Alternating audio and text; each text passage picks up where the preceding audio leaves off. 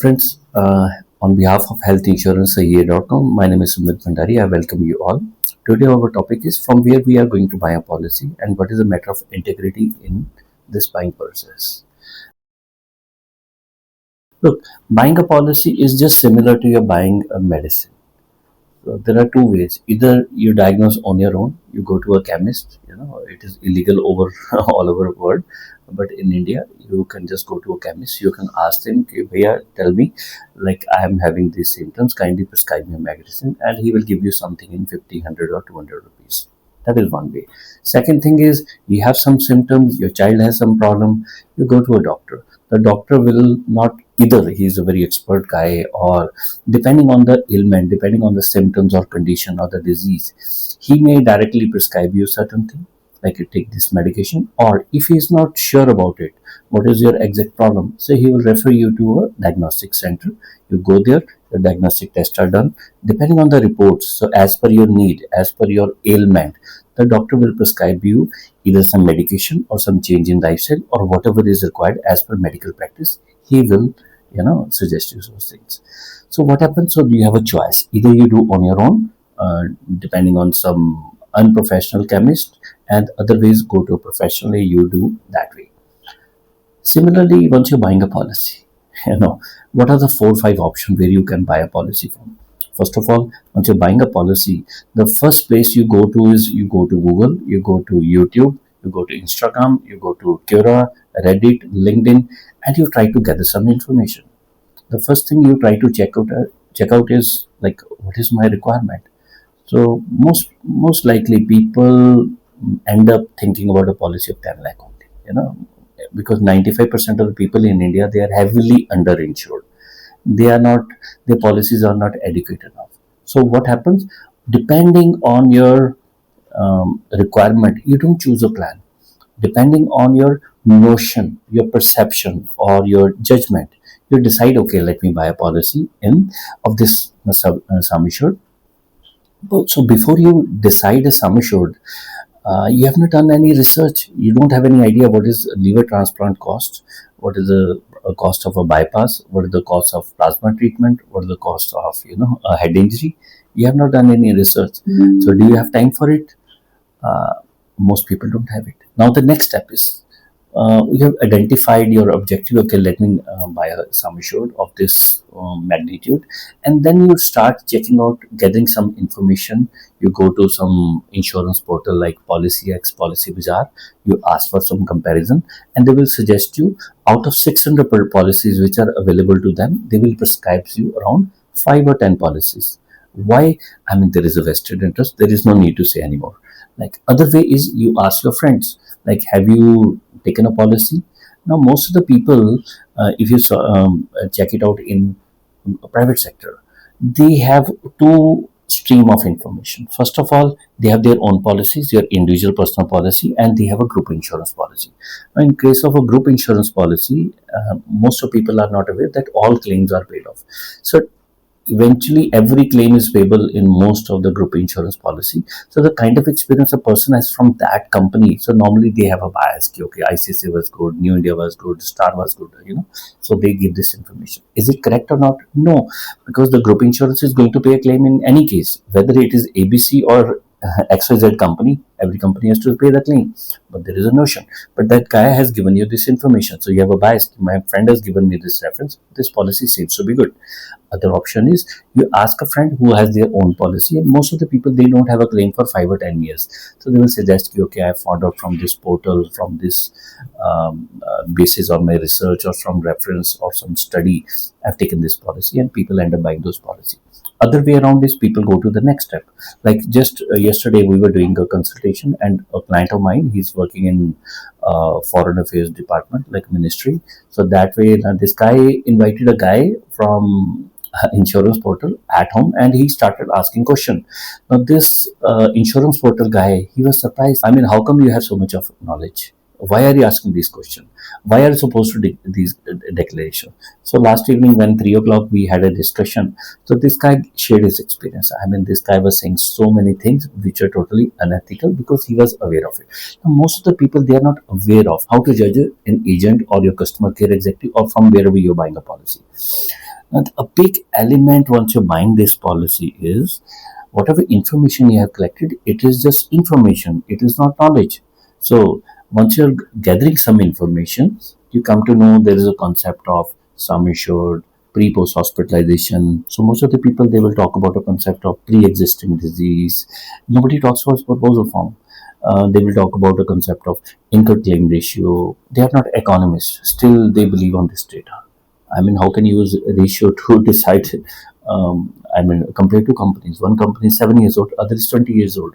You cannot use a ratio as a benchmark, as a parameter to compare two things. It is not possible. Still, people do it. Then use a concept of claim settlement ratio. Most of these data, which are there, obsolete. They are 1.5 year or 2 year old, but still, because we want to take some sort of benefit by being a judge. So we compare two, three different companies on the basis of certain obsolete parameters. Still, I mean, as a consumer, keep on doing it. It may or may not be correct. Only God knows. Most of the people are not aware that what kind of advertisement, what kind of money these companies have spent. Few companies have spent only 5 crore rupees per month for advertisements. Other companies spending 75 crore rupees. So how will you compare? But naturally, a company which is spending 75 crore rupees on SEO, paying influencers, paying some lot of media outlets, PR agencies. So naturally, their policy will sound very good because I mean there is a way to create a narrative. So once a company spend this kind of money, so ultimately they will. I mean, at certain point of time, people have a bias and they end up buying that policy. Now, once you're buying a policy, there is a concept of medical underwriting. There is a concept of proposal form. There is a concept of pre-existing disease. As a, it is just like it is a concept where we are buying a policy. Now we have done a lot of research, and I have gone to a chemist. Now that chemist is interested in selling his medicine. He may give you a good medicine, or he may give you a generic medicine depending on the vested interest. That means how much commission is getting. So as a consumer, you are not aware there are a lot of policies in India where the commission in the policy or the incentive in the policy is only 10%. There are a lot of policies, and they have been a history of some portals selling a policy where they were getting a commission of up to, I mean, just few years back, they were getting a commission of up to 65%. So as a consumer, once you're doing the research, if you don't have this information, but there is again against your judgment, there is a lot of narrative going on. So a position will come where instead of taking a policy through a professional, you end up buying policy on your own. Where you once you talk to a insurance agent or customer care executive, they don't do their job properly. Most of the guys are not professionals, so they will just sell you whatever you were looking for. Because at the end of the day, most of the advisors are not advisors; they are agents. They are selling you stuff. There is no problem in that. I'm not just demeaning insurance agents or as a community. But the problem is most of the people, they don't understand the importance of doing a diagnostic test, right? So once a doctor is advising you something, he has, I mean, he's not God. So he follow a practice, a best practice of asking for a diagnostic test, and depending on your need, that guy is going to spend you, I mean, recommend you certain stuff. So similarly, once you're buying a policy, you have a choice. Either you buy a policy on your own, or you take some sort of advice. I'm not saying directly contact you, but I mean there is a practice which you have to choose. Either you follow it or not. It is totally up to you. So what is happening? Uh, it is a matter of finding a good doctor. You go to a doctor. If a doctor is a good one, he will prescribe you a genuine diagnostic test. But we know there are a lot of medical professionals in India. I mean, they are very notorious. What happen? You go to them, they will just simply prescribe you. Go to these diagnostic center. I mean, there are a lot of hospitals. They also do this thing. Just go for spend 5-10,000 rupees on diagnostic test. Now, many times those diagnostic tests are not required at all. So, if at all you're looking for some sort of a good doctor, naturally you have to find a genuine doctor also. So that is why in insurance sector, the most important part where the things will eventually land up, where you end up getting a genuine advice or not, is depends on the integrity of your agent. So whenever you're buying a policy, the most important element is not that what is your requirement, what kind of policy is suitable for you. Like you have to find a good agent. If your insurance advisor, if your customer care executive, if the guy whom you're buying policy from, he is a genuine guy, he is full of integrity, he knows the concept of compliance, he knows there is a certain some stuff which is known as a process, then you are in safe hands. So I'm not saying like everybody should seek out to us, but this is the best practice. You are not an expert in insurance. There is a concept of utmost good faith. There is a concept of fraud. There is a concept of, Insurance Act. So there are a lot of stuff, medical underwriting issue, medical history, what is pre-existing disease. These are legal terms. So these, whenever you're buying a policy, these policies have a concept known as terms and condition, which is also known as policy document or customer information sheet, or there is something known as policy wording in government companies. So until unless you have not gone through those 30-40 pages, you can never be sure about that whatever you're buying is correct or not. Because until unless you are not fully aware, you are not master of all those technical terms and all those kind of stuff. What can happen, what can go wrong at the time of a claim, how to handle an investigation. If you are not aware of all those things, then you are not in a position to judge a good doctor, right?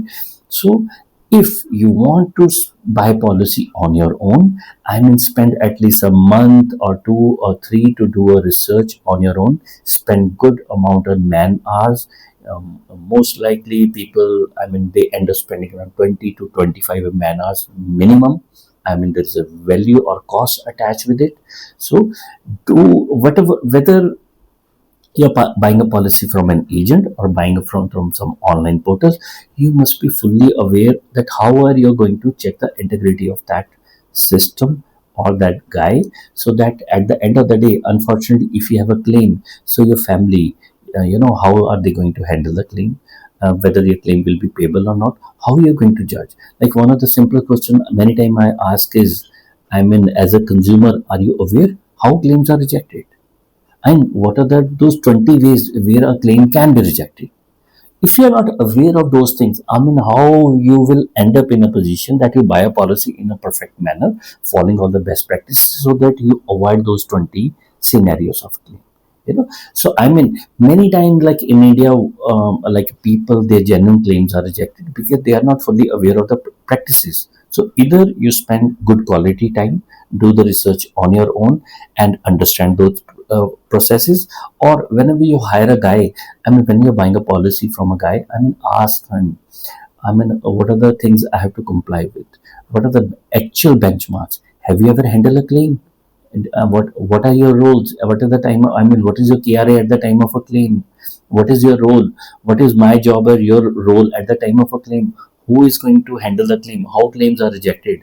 If you are not aware of all those things, whatever hanky panky policy you have bought up, it may or may not work.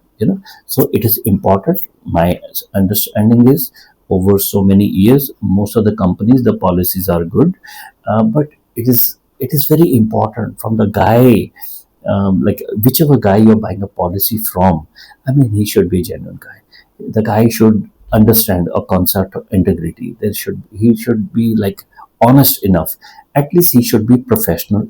And there is concepts of professional ethics, work ethics, following a process. If you are not buying a policy from such a guy, the probability of claim rejection increases, right? So this is not end of the story. You can catch up us for another video very soon. And if somebody likes the concept, that the way we are, trying to explain health insurance as a concept and what are the pitfalls, what kind of things are to be careful at the time of buying a policy, there are going to be a lot of videos. You can like this video, you can subscribe our channel, and you can share this video with a lot of your friends also, right? Chale, thanks for watching our video. Whenever you get a time, kindly visit our website healthinsurancesahi.com. Thank you very much. Jai Jai Shri Radhe.